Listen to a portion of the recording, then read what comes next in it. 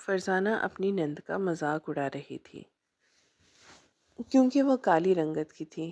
جب بھی اس کا رشتہ آتا تو رنگت دیکھ کر لوگ انکار کر دیتے، تو فرزانہ کہتی کہ صبح جو مانگنے والا فقیر آتا ہے اس سے بات کر لیں، شاید وہی اسے پسند کر لے۔ یہ سن کر ساس نند کا کلیجہ پھٹ جاتا اور احمد کہتا کہ اماں فرزانہ مذاق کرتی ہے، اس کا برا نہ منائیں۔ لیکن ایک دن اماں نے سچی بیٹی کو فقیر کے ساتھ بیاہ کر بھیج دیا، اور اگلے دن فقیر اپنی بیوی کو لے کر آیا اور اماں بڑی خوش ہوئیں، اور فقیر نے ایک کاغذ فرزانہ اور احمد کو دیا، جسے کھولتے ہی ان کے اوپر آسمان ٹوٹ پڑا۔ ہو گئی تیار مہارانی، نیچے مہمان آ گئے ہیں، اب نکل بھی آؤ کمرے سے، کچن میں آ کر ان کے لیے چائے وغیرہ کا بندوبست بھی کر لو۔ فرزانہ نے کمرے میں جھانک کر غصے سے دیکھا تو آئینے کے سامنے کھڑی فوزیہ گھبرا کر پلٹی۔ جی بس آ رہی ہوں بھابھی۔ اس نے ہاتھ میں پکڑی ہوئی لپسٹک واپس ڈریسنگ ٹیبل پہ رکھی تو فرزانہ نے غور سے دیکھا، ارے یہ کس رنگ کا جوڑا پہن لیا تم نے؟ خیر سے پہلے تمہاری رنگت تو توے جیسی ہے، اور اوپر سے تم نے کالا جوڑا پہن لیا ہے، بالکل سڑکوں پہ جھاڑو دینے والی عورت لگ رہی ہو تم۔ فرزانہ نے مذاق اڑانے والے انداز میں کہا تو فوزیہ شرمندہ ہو کر سر جھکا کر رہ گئی۔ بھابھی یہ میرا سب سے نیا جوڑا ہے، اسی لیے یہی پہنا ہے، اس نے دبے دبے انداز میں کہا تو فرزانہ نے کندھے اچکا دیے۔ اچھا چلو اب جلدی سے نیچے بھی آ جاؤ، تمہاری ماں نے شور مچایا ہوا ہے کہ مہمانوں کے لیے چائے بنا دو، میرا تو بچہ چھوٹا ہے، مجھ سے کام نہیں ہوتے۔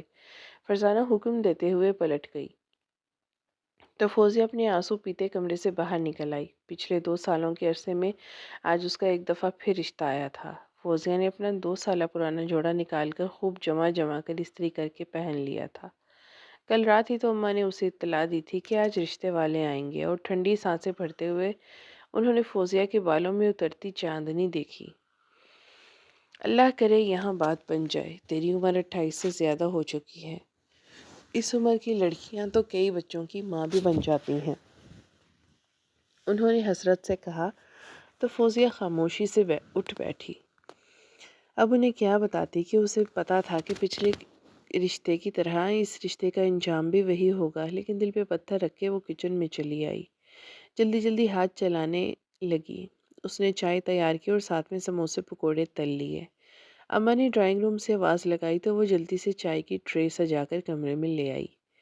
اس نے چادر سے اپنے چہرے کو آدھے سے زیادہ ڈھانپ رکھا تھا۔ ماشاءاللہ ماشاءاللہ، قد کاٹ تو خوب ہے لڑکی کا، ذرا جلدی سے ہمیں چہرہ بھی دکھا دو، رشتہ لے کر آنے والی خاتون نے اشتیاق بھرے لہجے میں کہا تو فوزیہ نے کپ کپاتے ہاتھوں سے اپنی چادر کو پیچھے سرکا دیا۔ چائے پیتی ہوئی اس عورت کو ایک زوردار اچھو لگا۔ ارے یہ کیا، اس نے کریم کی بجائے چہرے پہ توے کی کالک تو نہیں مل لی؟ وہ مضحکہ خیز انداز میں بولی تو پورے ڈرائنگ روم میں ایک زوردار کہکہا گونجا۔ اس کہکہے میں فرزانہ بھی شامل تھی، صرف فوزیہ اور اس کی ماں ہی تھیں جو آنسو پیتے ہوئے اپنی تذلیل ہوتے ہوئے دیکھ رہی تھیں۔ ارے آپ نے ہمیں بتایا نہیں کہ آپ کی بیٹی کا رنگ اس قدر دبتا ہوا ہے، ذرا میرے بیٹے کو تو دیکھیں، یہ اس قدر گورا اور خوبصورت ہے، اس کے ساتھ آپ کی بیٹی ذرا بھی نہیں جچے گی۔ آپ لوگوں نے تو ہمارا وقت ہی ضائع کیا۔ رشتے لے کر آئے ہوئے لوگ ٹھوس ٹھوس کر کھاتے ہوئے فوزیہ کے رنگ میں کیڑے نکال رہے تھے۔ فوزیہ کے دل چاہا کہ وہ اٹھ کر یہاں سے بھاگ جائے، لیکن جب تک اماں کا حکم نہ ہوتا اسے مجبوراً سامنے بیٹھنا ہی تھا۔ ارے امی رکیے تو صحیح، دیکھ لیتے ہیں، کیا پتہ کوئی قابل ذکر خوبی نکل ہی آئے، سامنے بیٹھی لڑکی نے کہا اور فوزیہ سے بولی ذرا چل کے دکھاؤ، ہمیں پتہ چلے کہیں تم لنگڑی تو نہیں، اس نے چڑھانے والے انداز میں کہا تو فوزیہ کا چہرہ سرخ پڑ گیا، لیکن اماں نے اسے ٹوک دیا تو وہ اٹھ کر چلی گئی کہ کیا پتہ یہاں بات بن جائے۔ ان کی بے بسی بھری آواز پہ فوزیہ خاموشی سے اٹھ گئی اور ان کے سامنے 2 3 چکر لگائے۔ ہاں جلدی تو ٹھیک ہے، لنگڑی تو نہیں، ذرا اپنے دانت بھی دکھاؤ، اس لڑکی نے دوبارہ کہا۔ صاف ظاہر تھا کہ وہ فوزیہ کا مذاق اڑا رہی ہے۔ فوزیہ نے نہ چاہتے ہوئے بھی اس طرح اسے مسکرا کر دکھایا کہ اس کے دانت نظر آنے لگے، اور میرے خدا جتنی اس کی رنگت کالی ہے اتنے ہی دانت سفید ہیں، ایسا لگ رہا ہے بجلی کڑک رہی ہے۔ اس لڑکی نے اپنے دل پہ ہاتھ رکھا اور ڈرامائی انداز میں بولی تو ڈرائنگ روم میں ایک دفعہ پھر کہکہا گونجا۔ اب کی بار فوزیہ کی برداشت جواب دے چکی تھی۔ وہ بیٹھنے کی بجائے واپس کو پلٹی۔ تبھی اچانک مہمانوں کے ساتھ آیا ہوا ایک بچہ بولا، امی اگر ہم اسے اپنی مامی بنا لیں گے تو یہ تو رات کے وقت کہیں نظر ہی نہیں آئے گی۔ جیسے رات کالی ہوتی ہے ویسے ہی ہماری مامی بھی کالی ہوں گی۔ بچے کی بات پہ چھت پھاڑ کہے ایک دفعہ پھر گونجے۔ فرزانہ کی آواز ان میں سب سے اونچی تھی۔ اسے تو اپنی نند سے اللہ واسطے کا بیر تھا۔ شومئی قسمت کی فوزیہ کی رنگت بھی ایسی تھی کہ زندگی بھر وہ تذلیل کا نشانہ ہی بنتی چلی آئی تھی، اور ہر دفعہ جب رشتے لے کر آنے والے لوگ اس کے رنگ کی وجہ سے رشتے سے انکار کرتے تو فوزیہ سب سے زیادہ گھر میں فرزانہ کے طعنے سنتی۔ رشتے والے معذرت کر کے اٹھ کے جا چکے تھے۔ ڈرائنگ روم میں بیٹھی اماں خاموشی سے آنسو بہا رہی تھی۔ فوزیہ نے تمام کچن کا کام سمیٹ کر کمرے میں جھانکا تو رات ہونے کے باوجود اماں ابھی تک وہیں بیٹھی تھی، کیونکہ فکر کرتی تھیں اماں جہاں میرا نصیب ہوگا وہیں میری شادی ہو جائے گی۔ فوزیہ نے کہا تو اماں پھوٹ پھوٹ کر رو دیں۔ نہ جانے کب تیرا نصیب کھلے گا فرزانہ، ان کا رویہ تیرے ساتھ کتنا خراب ہے، جانوروں کی طرح وہ تجھ سے کام لیتی ہے، تجھے اس نے اپنی نوکرانی بنا کے رکھا ہے، اور احمد تو وہ اپنی بیوی کا اتنا غلام ہے کہ اسے کبھی اپنی بیوی کے ظلم نظر ہی نہیں آتے۔ جب تک تو اپنے گھر کی نہیں ہو جائے گی یہ سب اسی طرح چلتا رہے گا، لیکن نہ جانے تیرا گھر کب بسے گا۔ اماں نے ایک ٹھنڈی سانس لی تو فوزیہ خاموشی سے وہاں سے اٹھ کھڑی ہوئی۔ یہی سوال تو اسے بھی بے چین کر رہا تھا کہ اس کی ساری سہیلیاں اپنے اپنے گھروں کی ہو چکی تھی، سب کے دو دو تین تین بچے بھی تھے، صرف ایک وہی تھی جو پچھلے کئی سالوں سے رشتہ لے کر آنے والوں کے سامنے پیش ہو رہی تھی، لیکن ابھی تک اس کا کوئی بھی سبب نہیں بنا تھا۔ اگلے ہی دن صبح صبح فرزانہ نے اٹھ کر فوزیہ کو اٹھا دیا۔ چل نوابزادی شادی کے خواب دیکھنا بند کر، اٹھ کے ناشتہ بنا، تیرے بھائی نے دفتر جانا ہے، فرزانہ نے مزے سے کہا تو فوزیہ خاموشی سے اٹھ کر نیچے آ کر ناشتہ بنانے لگی۔ اماں لاؤنج میں ہی بیٹھی تسبیح پڑھ رہی تھیں۔ فوزیہ کو دیکھ کر انہوں نے ایک ٹھنڈا سانس بھرا۔ احمد ذرا دیر سے دفتر جایا کرتا تھا۔ فرزانہ سجی سنوری اس کے ساتھ ہنسی مذاق کر رہی تھی۔ احمد کل گھر میں موجود نہیں تھا، اس لیے فرزانہ چسکے لے لے کر اسے کل رشتے والوں کی ساری کہانی بتا رہی تھی۔ ارے لوگ تو اچھے تھے، بہت نیک تھے اور ملنسار بھی، بس اپنی فوزیہ میں ہی کمی ہے، ورنہ تو اب تک کہیں نہ کہیں ٹھکانے لگ چکی ہوتی۔ نہ شکل و صورت اچھی ہے اور نہ ہی سلیقہ سگڑ پن، نہ جانے اس کا کیا بنے گا۔ فرزانہ نے ٹھنڈی سانس لے کر کہا تو احمد نے ایک ناگوار نگاہ اپنی بہن پہ ڈالی جو کچن سے ناشتہ لا کر اس کے سامنے رکھ رہی تھی۔ کہیں بیوٹی پارلر ہی چلی جایا کر، چہرے کی کچھ رگڑائی کروا لے، شاید تیرا کوئی رنگ روپ نکل آئے۔ پتھر کی طرح میرے سینے پہ پڑی ہے، جب تک تیری شادی نہیں ہوگی اماں مجھے چین سے جینے نہیں دیں گی، اور تو ہے کہ گھر بسانے کا نام ہی نہیں لیتی، احمد نے چڑ کر کہا۔ تو فرزانہ نے ایک زوردار کہا لگایا، ارے یہ تو مری جا رہی ہے شادی کرنے کے لیے، لیکن اب کوئی اسے پسند بھی تو کرے۔ اس کا چہرہ دیکھ کر تو بچے بھی ڈر کے ماں سے لپٹ جاتے ہیں اور رونے لگتے ہیں کہ امی جن آ گیا۔ فرزانہ نے ہنستے ہوئے ایک دفعہ پھر فوزیہ کا مذاق اڑایا تو خاموشی سے چائے بھائی اور بھابھی کے سامنے رکھ کر وہ وہاں سے چلی آئی۔ اس کا دل چاہ رہا تھا کہ وہ پھوٹ پھوٹ کے روئے۔ فرزانہ اور احمد یوں ہی بیٹھ کر باتیں کر رہے تھے کہ دروازے پہ دستک ہوئی اور باہر سے جو بھی اس کی شکل دیکھتا ہے وہ رشتہ لینے سے انکار کر دیتا ہے۔ اب آپ آئندہ فرزانہ کا کچھ مت کہیے گا، احمد غصے سے کہتا اٹھ کھڑا ہوا تو اماں اپنے آنسو پیتے خاموشی سے وہیں بیٹھی رہ گئیں۔ انہیں پتا تھا جیسے ہی ان کی آنکھیں بند ہو گئی فوزیہ پہ زندگی مزید تنگ ہو جائے گی۔ ابھی بھی وہ صبح سے لے کے شام تک کولہو کے بیل کی طرح فرزانہ کے کام کیا کرتی تھی۔ احمد اپنی تنخواہ کا سارا پیسہ فرزانہ کے ہاتھ میں رکھتا تھا اور وہ 1 روپیہ بھی ساس اور فوزیہ کے حوالے نہ کرتی تھی۔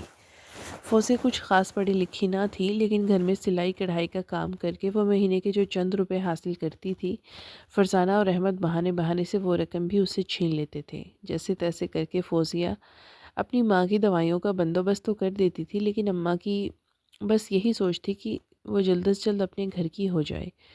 فوزیہ اس روز کی تذلیل سے تنگ آ چکی تھی، وہ بھی چاہتی تھی کہ کہیں اس کی شادی ہو جائے، لیکن کوئی رشتے والا مانتا تب نہ۔ یہ کچھ روز بعد کی بات تھی جو فوزیہ بازار سے سبزی خرید کے واپس آئی تو لاؤنج میں ایک اجنبی آواز نے اس کے قدم جکڑ لیے۔ کوئی لڑکا اندر بیٹھا تھا اور زور زور سے کہکے لگا رہا تھا۔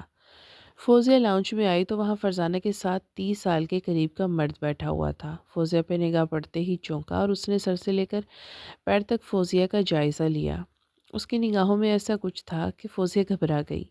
آ گئی میڈم، ذرا سی سبزی خریدنی ہوتی ہے لیکن سبزی کے بہانے نہ جانے کہاں کہاں آوارہ گردیاں کر کے آتی ہے۔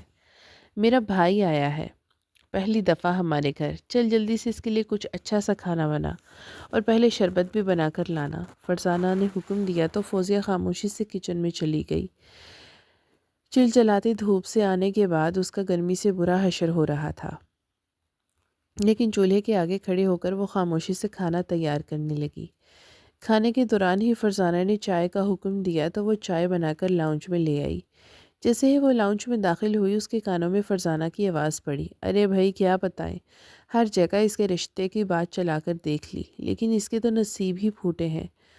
جتنی سیاہ اس کی رنگت ہے اتنے ہی سیاہ اس کے نصیب میں ہے، کہیں بات ہی نہیں بنتی۔ ہم تو اس بوجھ کو پال پال کر تھک گئے ہیں، فرزانہ بیزاری بھرے انداز میں کہہ رہی تھی۔ فوزیہ سمجھ گئی کہ اس کی بات ہو رہی ہے۔ اس نے شرمندہ ہوتے ہوئے چائے کی پیالی فرزانہ کے سامنے رکھی اور خود واپس کچن میں چلی گئی۔ اماں کی طبیعت کافی خراب تھی، انہوں نے پورا دن سوتے ہوئے گزارا تھا۔ فوزیہ نے کھانا وغیرہ بنا کر فرزانہ اور اس کے بھائی کے سامنے رکھ دیا اور خود اماں کے کمرے میں چلی آئی۔ وہ شدید بخار کی وجہ سے کراہ رہی تھی۔ فوزیہ کے پاس دوائی کے پیسے تو تھے نہیں۔ اس نے گھر میں پڑی ہوئی پیناڈول ہی پیس کر پانی میں ملا کر جیسے تیسے اماں کے حلق سے نیچے اتاری اور انہیں لٹا دیا۔ شام ہو رہی تھی۔ فوزیہ کو پڑوسن کا دیا ہوا جوڑا بھی سلائی کرنا تھا۔ کھانا وہ بنا چکی تھی اس لیے خاموشی سے اپنے کمرے میں چلی آئی۔ کافی دیر تک وہ مشین پہ جھکی کپڑے سلائی کرتی رہی۔ اچانک اسے احساس ہوا کہ اسے بھوک لگی ہے، نیچے جا کر کھانا لے آتی ہوں۔ فوزیہ نے مشین سمیٹ کر رکھی اور خود کمرے سے باہر نکل آئی۔ سب گھر والے کھانا کھا کر سو چکے تھے۔ فوزیہ نے کچن سے اپنا کھانا نکالا اور واپس اپنے کمرے میں چلی آئی، یہ جانے بغیر کہ اس کی آہٹ محسوس کر کے کوئی شیطان جاگ گیا تھا۔ جیسے ہی کمرے میں داخل ہوئی اچانک اس کے پیچھے آہٹ ہوئی۔ وہ گھبرا کے پلٹی تو دروازہ کھول کر فرزانہ کا بھائی ارسلان کمرے میں داخل ہو رہا تھا۔ اس کی نظروں کا زاویہ بتا رہا تھا کہ اس نے فوزیہ پہ غلط نگاہ رکھی ہوئی تھی۔ فوزیہ گھبرا گئی۔ بھائی آپ رات کے اس پہر کیا کر رہے ہیں؟ اگر کوئی کام ہے تو بتائیں، میں کر دیتی ہوں۔ لیکن ارسلان نے ایک دم آگے بڑھ کے اس کا ہاتھ پکڑ لیا۔ کام تو بہت سارے ہیں، بتا بھی دیتا ہوں، اتنی جلدی کیا ہے؟ باجی نے بتایا ہے کہ تم شادی کے لیے مری جا رہی ہو لیکن کوئی تمہیں قبول نہیں کرتا، اتنی بھی کیا بےتابی ہے شادی کی؟ اس آدمی نے آگے بڑھ کے بدتمیزی کرنا چاہی لیکن فوزیہ کے حلق سے گھٹی گھٹی سی چیخ نکلی۔ اس نے زوردار دھکا دے کر ارسلان کو پیچھے ہٹایا۔ یہ کیا کر رہے ہیں آپ، شرم نہیں آتی؟ اس نے کہا، لیکن ارسلان کو اس کا دھکا دینے پہ شدید غصہ آ گیا تھا۔ اس نے یکدم آگے بڑھ کر فوزیہ کا بازو دبوچ لیا۔ اپنی شکل دیکھ اور نخرے دیکھ، صحیح کہتی ہے باجی، تو جیسیوں کو کون منہ لگائے گا؟ ابھی اس نے اتنا ہی کہا تھا کہ اچانک دروازہ کھلا اور فرزانہ اندر داخل ہو گئی۔ ہائے ہائے، یہ کیا ہو رہا ہے یہاں؟ فرزانہ نے اپنے دل پہ ہاتھ رکھا لیکن اس کا بھائی اسے سامنے دیکھ کے گھبرا گیا۔ خود فوزیہ کے بھی ہوش اٹھ چکے تھے۔ اس نے بھابھی کے آنے پہ شکر کا سانس لیا لیکن اچانک ہی ارسلان زور سے چلایا، باجی تم سچ کہتی تھی، تمہاری یہ نند تو بہت بد کردار ہے۔ اس نے خود مجھے اپنے پیچھے لگا کے اپنے کمرے میں بلایا۔ میں تو اسے بہت منع کر رہا تھا کہ یہ سب کچھ ٹھیک نہیں، لیکن اس نے کہا کہ اس کی شادی نہیں ہو رہی اور وہ تنہا رہ کر تھک چکی ہے، اس لیے مجھ سے دوستی کرنا چاہتی ہے۔ ارسلان نے فوزیہ کے اوپر الزام لگایا تو وہ پھٹی پھٹی نگاہوں سے اسے دیکھنے لگی۔ بھابھی یہ جھوٹ کہہ رہا ہے، یہ خود میرے کمرے میں زبردستی آئے تھے، فوزیہ نے آنسو بھری آواز سے کہا، لیکن فرزانہ نے آگے بڑھ کر اسے ایک زوردار تھپڑ مار دیا تھا۔ دیکھا، مجھے تو پہلے ہی پتا تھا ایک نہ ایک دن یہ کوئی نہ کوئی چاند ضرور چڑھائے گی۔ شادی نہیں ہو رہی، اس میں ہمارا کیا قصور ہے؟ تجھ سے اپنا آپ سنبھالا نہیں جا رہا؟ فرزانہ زور زور سے چلانے لگی۔ اس کی آوازیں سن کر احمد بھی اوپر آ گیا تھا۔ ارسلان تو خود کو معصوم ثابت کرتا فرزانہ کے پیچھے کھڑا ہو گیا تھا، جبکہ فرزانہ نے چلا چلا کر احمد کو بتایا کہ فوزیہ نے کیا گل کھلایا ہے۔ احمد نے غصے میں فوزیہ کو مار مار کر ادھمرا کر دیا۔ تماشا اتنا بڑھ گیا تھا کہ نیچے کمرے میں لیٹی اماں بھی گھبرا کر فوزیہ کے کمرے میں چلی آئی۔ انہوں نے جو آگے فوزیہ کا سوجا ہوا ماتھا اور ہونٹوں سے بہتا ہوا خون دیکھا تو وہ گھبرا گئی۔ فرزانہ نے چلا چلا کر انہیں بھی یہی بتایا کہ فوزیہ نے کس طرح اس کے بھائی پہ ڈورے ڈالنے کی کوشش کی ہے۔ اماں نے آگے بڑھ کے فوزیہ کو اپنے ساتھ لپیٹ لیا۔ میری بیٹی ایسا نہیں کر سکتی، انہوں نے گھبرا کر کمزور سی آواز میں کہا تو احمد اچانک زور سے چلایا، ساری زندگی اس کے گناہوں پہ پردہ ہی ڈالتی رہنا، مجھے لگتا ہے اس کا کردار ہی مشکوک ہے، اسی لیے تو یہ کسی رشتے والے کو پسند نہیں آتی۔ احمد نہ جانے کیا کیا کچھ کہتا جا رہا تھا۔ فوزیہ اپنی اماں سے لپٹی بری طرح سے سسک سسک کے رو رہی تھی۔ آج ہی اس کا بندوبست کرتا ہوں، کوئی اندھا لولا لنگڑا جو کوئی بھی مجھے ملا میں اس کے حوالے اس کو کر دوں گا، چاہے وہ 10 بچوں کا باپ ہی کیوں نہ ہو۔ احمد غصے میں کھولتا ہوا کمرے سے باہر چلا گیا اور ارسلان تو پہلے ہی جا چکا تھا۔ فرزانہ بھی فاتحانہ انداز میں مسکراتی ہوئی فوزیہ کے کمرے سے باہر نکل گئی۔ اماں نے فوزیہ کو اپنے ساتھ لپیٹا اور خود بھی رونے لگی۔ صبح ہونے سے پہلے وہ ایک فیصلہ کر چکی تھی۔ اگلی صبح ابھی کوئی جگہ بھی نہ تھا کہ فوزیہ نے ناشتہ بنا کر ماں کے سامنے رکھ دیا۔ اس کا پورا جسم دکھ رہا تھا۔ اماں جیسے کسی کا انتظار کر رہی تھی۔ 11 بجے کے قریب جیسے ہی دروازہ بجا اور فقیر نے صدا لگائی، اماں جلدی سے اٹھ کھڑی ہوئی۔ انہوں نے لپک کے دروازہ کھولا، سامنے وہی فقیر کھڑا تھا جو ہمیشہ اپنا چہرہ کپڑے میں لپیٹ کر آتا تھا۔ اس نے اماں کو دیکھتے ہی صدا لگائی کہ اللہ کے نام پہ کچھ دے دو۔ اماں کی آنکھوں میں آنسو اتر آئے۔ میرے پاس تمہیں دینے کے لیے آج بس یہ ہے۔ اماں نے فوزیہ کو آواز لگائی اور وہ باہر آئی تو اماں نے اس کا ہاتھ پکڑ کے اس فقیر کے سامنے کر دیا۔ فقیر کی آنکھیں حیرت کے مارے پھیل گئیں۔ جلدی سے جا کر کسی مولوی کو بلا کر لے آؤ، میں اپنی بیٹی کے نکاح تم سے کرنا چاہتی ہوں، اماں نے کہا تو فقیر نے ہاتھ بڑھا کر اپنے چہرے سے وہ کپڑا ہٹا دیا۔ وہ ایک جوان آدمی تھا، لیکن گرد سے اٹے بالوں اور پھٹے پرانے کپڑوں کی وجہ سے اس کا حالیہ برا نظر آ رہا تھا۔ لیکن اماں میں تو ایک فقیر ہوں، اس نے کہا تو اماں کی آنکھوں میں آنسو اتر آئے۔ چاہے تم ایک فقیر ہو لیکن کم از کم میری بیٹی کے ساتھ شادی تو کرو گے، شاید اس کا یہی نصیب ہو۔ اور وہ رونے لگی۔ فقیر الٹے قدموں چلا گیا تھا۔ اماں کو لگا کہ شاید وہ بھی انکار کر کے چلا گیا، لیکن تھوڑی دیر کے بعد جب وہ آیا تو اس کے ساتھ ایک مولوی تھا۔ اماں نے مولوی اور فقیر کو اندر بٹھایا اور اپنا ایک دوپٹہ لا کر فوزیہ کے سر پہ بڑھا دیا۔ فرزانہ اور احمد بھی اندر سے باہر نکل آئے تھے۔ یہ کیا کر رہی ہیں اماں؟ احمد نے حیرت سے کہا تو اماں نے اسے خاموش رہنے کا کہا۔ تیری جان چھڑوا رہی ہوں، فوزیہ کا نکاح کر رہی ہوں اس فقیر کے ساتھ، تو چپ ہو جا، اماں نے کہا تو فرزانہ نے ایک زوردار قہقہا لگایا۔ ہائے، اس بیچارے فقیر کی قسمت ہی پھوٹ گئی، لیکن چلو فوزیہ کو اپنے جوڑ کا لڑکا تو مل گیا۔ اس کی مذاق اڑاتی نگاہیں دیکھ کر فوزیہ نے سر جھکا لیا۔ مولوی نے فوزیہ کا نکاح فقیر سے پڑھایا تو اماں نے دل پہ ہاتھ رکھ کے فوزیہ کو اس کے ساتھ رخصت کر دیا۔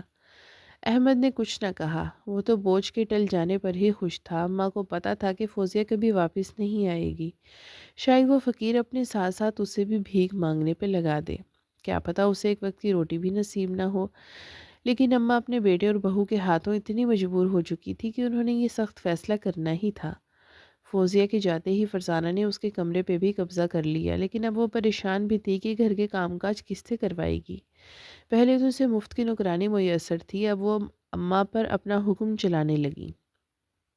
لیکن اماں کی بوڑھی ہڈیوں میں اتنا دم نہ تھا کہ وہ دن رات فرزانہ کے حکم مان سکے۔ فرزانہ جھنجھلائی ہوئی پھرنے لگی۔ اس نے بڑی بار احمد سے کہا کہ اسے گھر میں کسی کام والی رکھوا دے، لیکن احمد نے منع کر دیا کہ فی الحال اس کی گنجائش نہ تھی۔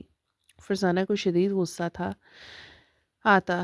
اماں کو وہ لاؤنج میں بیٹھ کر تسبیح پڑھتے دیکھتی تو زور زور سے چلانے لگتی۔ نہ جانے کیا سمائی تھی اس بڑھیا کے سر میں کہ اس فقیر کے ساتھ اس کلوں کو رخصت کر دیا۔ لیکن کوئی بات نہیں، وہ فقیر بھی اسے زیادہ دن نہیں رکھے گا۔ بھلا اس کالی شکل صورت والی کو اپنے گھر میں کون برداشت کر سکتا ہے؟ 4 دن میں ہی دھکے کھا کر واپس آ جائے گی۔ فرزانہ نے خود کو مطمئن کیا۔ گھر میں پھیلی گندگی اب برداشت سے باہر ہو چکی تھی، مگر فرزانہ اٹھ کر کوئی کام نہ کرتی تھی۔ اماں ہی مارے باندھے اٹھ کر کھانا پکا لیتی تو فرزانہ اطمینان سے کمرے سے نکل کر وہ کھانا کھاتی، لیکن اماں سے جتنا کام ہو سکتا تھا وہ بیچاری بس اتنا ہی کر سکتی تھی۔ دن رات انہیں بس فوزیہ کی یاد آتی، نہ جانے اب اس کا کیا حال ہوگا۔ کبھی احمد آتا تو کہتا، آج میں نے فلاں جگہ پر بالکل فوزیہ کی ہم شکل ایک بھکارن کو بھیک مانگتے دیکھا ہے۔ شاید وہ اپنی فوزیہ ہوگی۔ اس کی یہ بات سنتے ہی دونوں میاں بیوی زور سے ہنسنے لگ جاتے اور اماں اپنا دل پکڑ کر رہ جاتی۔ فوزیہ کو گئے ہوئے کئی مہینے گزر چکے تھے۔ اماں اپنی کمزوری کی انتہا پہ پہنچ چکی تھی۔ فرزانہ کا سلوک ان کے ساتھ بد سے بدترین ہو چکا تھا۔ اماں کو لگتا تھا کہ شاید فوزیہ کہیں مر کھپ گئی ہے، لیکن ایک روز جب احمد بھی گھر پہ تھا اور کچن میں اماں اس کے لیے کھانا پکا رہی تھی، تب دروازہ بجا۔ اماں ذرا دروازہ کھولنا۔ کون ہے؟ احمد نے بیزاری سے آواز لگائی، حالانکہ فرزانہ بھی وہیں پاس بیٹھی تھی۔ اماں لڑکھڑاتے قدموں سے باہر نکلی اور دروازہ کھول دیا، لیکن دروازہ کھولتے ہی ان کے قدموں تلے سے زمین نکل گئی، کیونکہ باہر فوزیہ کھڑی تھی۔ لیکن فوزیہ جن حالوں میں تھی اسے دیکھ کر اماں کو اپنی آنکھوں پہ یقین نہ آیا۔ خوبصورت اور مہنگے کپڑے، چمکتی ہوئی رنگت، بالوں کا خوبصورت رنگ اور ہاتھوں میں پکڑا ہوا مہنگا سا پرس، صاف دکھ رہا تھا کہ فوزیہ کے پاس اب دولت کی کوئی کمی نہیں۔ فوزیہ یہ سب کیا ہے؟ اماں نے کہا، لیکن فوزیہ آگے بڑھ کر مار سے لپٹ گئی۔ اس کے ساتھ ایک انتہائی خوبصورت نوجوان بھی کھڑا تھا۔ اماں نے اپنے ذہن پہ زور دیا۔ اس نوجوان کی شکل اسی فقیر سے ملتی جلتی دکھائی دی، لیکن آج تو اس کا حلیہ بھی مختلف تھا۔ مہنگا 3 پیس سوٹ، پیروں میں قیمتی جوتے اور ہاتھ میں گاڑی کی چابی۔ اماں نے جھانک کے دیکھا تو گھر کے باہر ایک شاندار گاڑی بھی کھڑی تھی۔ یہ سب کیا ہے فوزیہ؟ اماں نے کہا تو فوزیہ اور اس کا شوہر گھر کے اندر داخل ہو گئے۔ سامنے بیٹھے احمد اور فرزانہ کا منہ تو حیرت کے مارے کھلا کا کھلا رہ گیا۔ ارے یہ تو وہی کلو ہے، فرزانہ کے لبوں سے نکلا، لیکن اس کی تو کایا پلٹ کیسے گئی؟ فرزانہ احمد دونوں حیران تھے، جبکہ فوزیہ مسکراتی ہوئی اپنی ماں سے مل رہی تھی۔ شاید آپ لوگوں کو یقین نہ آئے، لیکن یہ حقیقت ہے کہ یہ میرے شوہر منیر ہیں۔ ان کا تعلق خفیہ ایجنسی سے ہے۔ یہ مجرموں کو پکڑنے کے لیے مختلف روپ دھار کر اپنی ڈیوٹی دیتے ہیں۔ جن دنوں یہ فقیر بن کے ہمارے محلے میں آیا کرتے تھے، ان کی ڈیوٹی ایک خطرناک مجرم کو پکڑنے کے لیے تھی۔ ہمیں لگا کہ یہ سچ مچ میں ایک فقیر ہیں، جبکہ یہ تو ایک انتہائی اعلیٰ افسر تھے۔ جب آپ نے میری شادی ان کے ساتھ کر دی تو یہ مجھے سیدھا اپنے گھر لے گئے، جو کسی محل سے کم نہ تھا۔ روپے پیسے کی کوئی کمی نہ تھی۔ مجھے تو لگا میری زندگی ہی تبدیل ہو گئی ہے۔ اچھی خوراک اور مناسب دیکھ بھال کی وجہ سے میری رنگت بھی نکھرنے لگی، اور آج میں اتنی خوش ہوں کہ میں بتا نہیں سکتی۔ فوزیہ کی بات سن کے فرزانہ کی آنکھیں حیرت کے مارے پھیل گئیں۔ یہ کیسے ہو سکتا ہے؟ فوزیہ اتنی خوش کیسے رہ سکتی ہے؟ حسد کی ایک تیز آگ اس کے اندر جلنے لگی، جبکہ اماں تو فوزیہ کو خوش دیکھ کر نہال ہو رہی تھی۔ ان کا داماد بھی بے حد خوش اخلاق اور نیک آدمی تھا۔ احمد تو بغلیں جھانک رہا تھا۔ فوزیہ نے اچانک اماں کا ہاتھ پکڑا، میں آپ کو لینے آئی ہوں۔ اب آپ یہاں نہیں رہیں گی۔ میرے شاندار گھر میں ہر سہولت آپ کا انتظار کر رہی ہے۔ فوزیہ نے کہا تو فرزانہ لپک کر آگے آئی، ہمیں بھی اپنے ساتھ لے جاؤ فوزیہ۔ بھلا اس چھوٹے سے ٹوٹے پھوٹے گھر میں تم اپنے بھائی بھابھی کو کیسے رہنے دے سکتی ہو؟ فرزانہ کی خوش آمد بھرے انداز میں فوزیہ نے ایک سرد نگاہ جب اس کی جانب ڈالی، جی نہیں، آپ نے جو کچھ میرے ساتھ کیا ہے میں وہ بھولی نہیں، اور ویسے بھی میرا آپ لوگوں سے تعلق ہی کیا ہے؟ میں تو بوجھ ہوں جو آپ کے سینے سے ہٹ گیا ہے۔ فوزیہ کی بات پہ فرزانہ شرمندہ ہو گئی۔ فوزیہ اور اس کا شوہر اماں کو لے کر گھر چلے گئے، لیکن فرزانہ اور اس کے شوہر کے برے دن شروع ہو گئے تھے۔ احمد کی نوکری چھوٹ گئی۔ بہن جیسے وہ بوجھ سمجھتا تھا، در حقیقت اس کے وجود سے ہی تو اس کے گھر میں برکت تھی۔ نوکری چھوٹتے ہی اسے کھانے کے لالے پڑ گئے، اور فرزانہ کو گھروں میں جا کے کام کرنا پڑتا۔ دھوپ میں چلتے چلتے اب اس کی رنگت بھی جل کر توے جیسی سیاہ ہو چکی تھی۔